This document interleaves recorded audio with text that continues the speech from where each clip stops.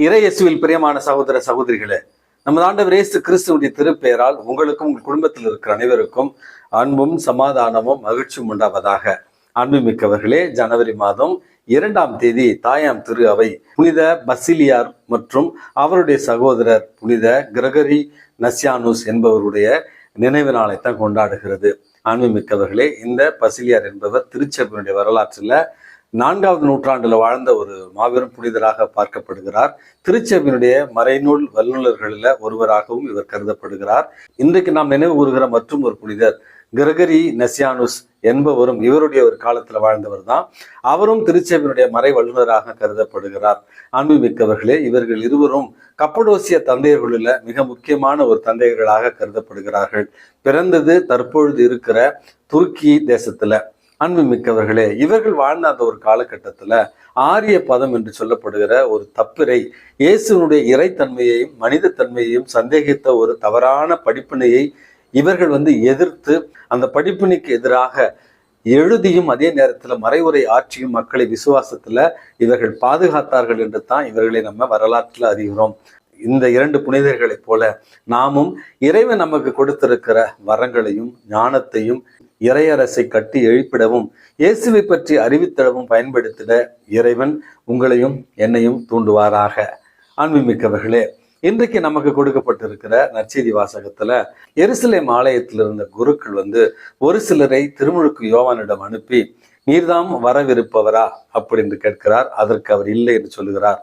அல்லது நீர்தாம் இறைவாக்கினர் எலியாவா என்று கேட்கிறார். அதற்கும் அவர் இல்லை என்று பதிலளிக்கிறார். பிறகு எதற்காக நீர் திருமுழுக்கு கொடுக்கிறீர் என்கிற ஒரு கேள்விக்கு, நான் நீரினால் இன்றைக்கு திருமுழுக்கு கொடுக்கிறேன். நீங்கள் அறியாத ஒருவர் உங்களோடு நின்று கொண்டிருக்கிறார். அவர் தூய ஆவியினால் உங்களுக்கு திருமுழுக்கு கொடுப்பார் அப்படி என்று சொல்லி அவருடைய மிதியடிவாரை அவருக்கு கூட நான் தகுதியற்றவன், அவரே உண்மையாகவே இறைவனின் செம்மறி என்று தன்னை தாழ்த்தி இயேசுவை இந்த இடத்துல சுட்டி காண்பிக்கிறார் திருமுழுக்கு யோவான். இந்த மெசியாவினுடைய வரவை முன்னறிவிக்க வந்தவன் என்றும் அவருடைய மிதியடி வாரை அவிழ்க்க கூட தகுதியற்றவன் என்றும் தன்னை தாழ்த்தி இயேசுவை சுட்டி காண்பிக்கிற இந்த திருமுழுக்கு யோவானுடைய இந்த நற்குணம் உங்களுக்கும் எனக்கும் தேவை என்பதைத்தான் இந்த ஆண்டினுடைய தொடக்கத்திலேயே தாயாம் திரு அவை நமக்கு தருகிறது.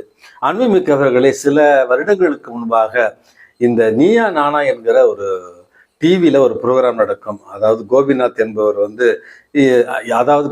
என்பவர் இந்த ஒரு ப்ரோக்ராம் நடத்துவார். அதுல நாடக மேடைகளில் பிரபலமான நடிகர்களைப் போல இன்றைக்கு நடித்து கொண்டிருப்பவர்கள் அல்லது ஆடல் பாடல்களை நிகழ்த்துபவர்களை அழைத்து ஒரு நிகழ்ச்சி ஒன்று செய்திருந்தார்கள். அதாவது எம்ஜிஆர் போலவே முகபாவனைகளை செய்கிற ஒருவர், சிவாஜி கணேசனை போல முகபாவங்களை செய்கிற ஒருவர் அப்படின்னு பல நடிகர்களை கொண்ட அந்த ஒரு நிகழ்ச்சியில அந்த எம்ஜிஆர் வேடமிட்டு நடிக்கிற ஒரு இடத்துல எம்ஜிஆர் தமிழகத்துல ரொம்ப பிரபலமான ஒரு நடிகர்.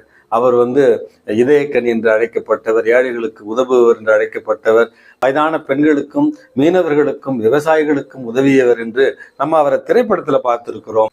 ஆனா அந்த எம்ஜிஆரை போல நீங்கள் வேடமிட்டு இன்றைக்கு நடித்து கொண்டிருக்கிறீர்களே, இதை பற்றி நீங்கள் என்ன நினைக்கிறீர்கள் என்று கோபிநாத் அந்த எம்ஜிஆர் வேடமிட்டு இருப்பவரை கேட்கிறார். அதற்கு அந்த எம்ஜிஆர் வேடமிட்டு இருப்பவர் சொல்லுகிறார், ஐயா, நான் ஒரு சாதாரண கிராமத்துல தான் நான் வளர்ந்தேன்.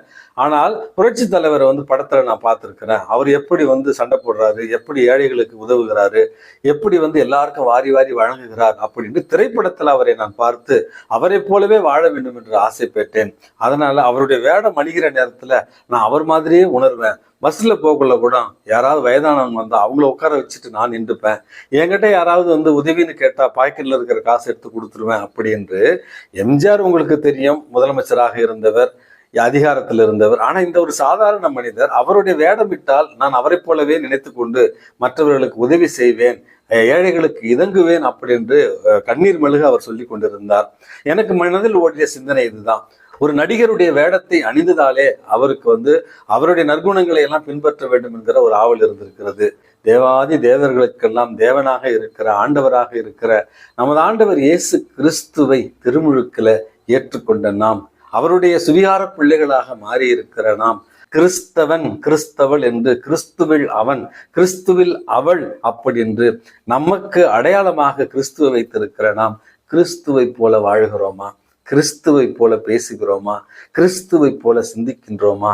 கிறிஸ்துவை போல ஏழை எளியவர்களுக்கு இதங்குகிறோமா? கிறிஸ்துவை போல தந்தையாகிய கடவுளுடைய சித்தத்தின்படி நடக்கின்றோமா என்பதுதான் அடிப்படையான ஒரு கேள்வி. நம்முடைய வாழ்வால் இயேசுவை திருமுழுக்கு யோவானை போல சுட்டி காண்பிக்கின்றோமா? நம்மை தாழ்த்தி அவரை உயர்த்துகின்றோமா என்கிற அடிப்படையான கேள்விகளைத்தான் இந்த புதிய ஆண்டினுடைய தொடக்கத்துல ஆன்ம பரிசோதனையாக ஏற்றுக்கொண்டு செயல்பட உங்களை அன்போடு அழைக்கின்றேன். இன்றைக்கு அழிந்து போகிற மனிதர்களுக்காக, நடிகர்களுக்காக, நடிகைகளுக்காக கோயில் கட்டுகிற அல்லது அவர்களுக்காக தங்களுடைய உயிரை கூட மாய்த்து கொள்ள தயாராக இருக்கிற ஒரு அடிமைகள் வாழுகிற ஒரு சமுதாயத்துல தான் நம்ம வாழ்ந்து கொண்டிருக்கிறோம். அன்பு மிக்கவர்களே, இந்த ஒரு அருமையான தினத்துல இறைவன் எனக்கு வாழ்வை கொடுத்திருக்கிறார். இந்த வாழ்க்கையில எல்லா வளங்களையும் கொடுத்திருக்கிறார். என் வாழ்நாள் முழுவதும் அவரை தேடுவதே என்னுடைய வாழ்க்கையினுடைய ஒரு தேடலாக இருக்க வேண்டும். அவரை என்னுடைய வாழ்க்கையால் அறிவிப்பது மட்டுமே என்னுடைய வாழ்க்கையினுடைய முக்கியமான ஒரு பணியாக இருக்க வேண்டும். அவரை சுட்டி காட்டுவதே என்னுடைய வாழ்க்கையினுடைய தலையாய கடமையாக இருக்க வேண்டும் என்று திருமுழுக்கு யோவானை போல நம்மை தாழ்த்தி இயேசுவை மற்றவர்களுக்கு நம்முடைய வாழ்வால் அறிமுகப்படுத்திட இறைவன் உங்களையும் என்னையும் தூண்டுவாராக. எல்லாம் வல்ல இறைவன் தந்தை, மகன், தூய ஆவி உங்களையும் உங்கள் குடும்பத்தில் இருக்கிற அனைவரையும் நிறைவாக ஆசீர்வதித்து பாதுகாத்து வழி நடத்துவாராக. ஆமேன்.